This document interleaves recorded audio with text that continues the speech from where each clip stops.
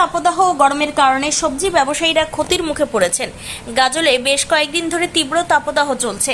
তীব্র তাপদাহের কারণে প্রচন্ড হারে গরম পড়ছে। গরমে মানুষ হিমশিম খাচ্ছেন।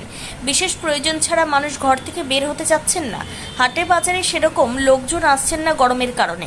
গাজল কদুবাড়ি মোড় বাজারে গিয়ে দেখা যায় পূর্বের মতো বাজারে সেরকম লোকজন নেই। বাজারের লোকজন অনেক কম এসেছে। ব্যবসায়ীরা দোকান সাজিয়ে বসেছেন ব্যবসা করার জন্য। সেরকম ক্রেতার দেখা পাওয়া যাচ্ছে না, তাই তারা ক্ষতির মুখে পড়ছেন।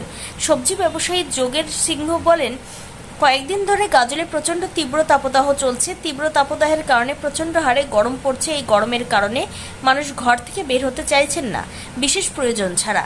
হাটে বাজারে সেরকম লোক দেখা যাচ্ছে না। আমরা সবজির দোকান সাজিয়ে বসেছি ব্যবসা করার জন্য, সেভাবে ক্রেতার দেখা মিলছে না, তাই সবজি সেভাবে বেচাকেনা হচ্ছে না।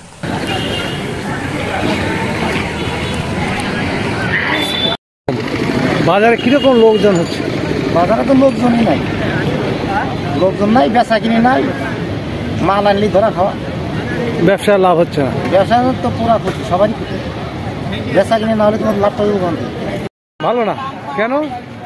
গরমের জন্য লোকজন নাই, তাহলে লস হচ্ছে না? লস তো হচ্ছে। লস হচ্ছে, মাল বিক্রি হচ্ছে না সেরকম? মাল বিক্রি হচ্ছে না, ফাইটে যাচ্ছে, পরের দিন নরম হয়ে যাচ্ছে, খাচ্ছে না।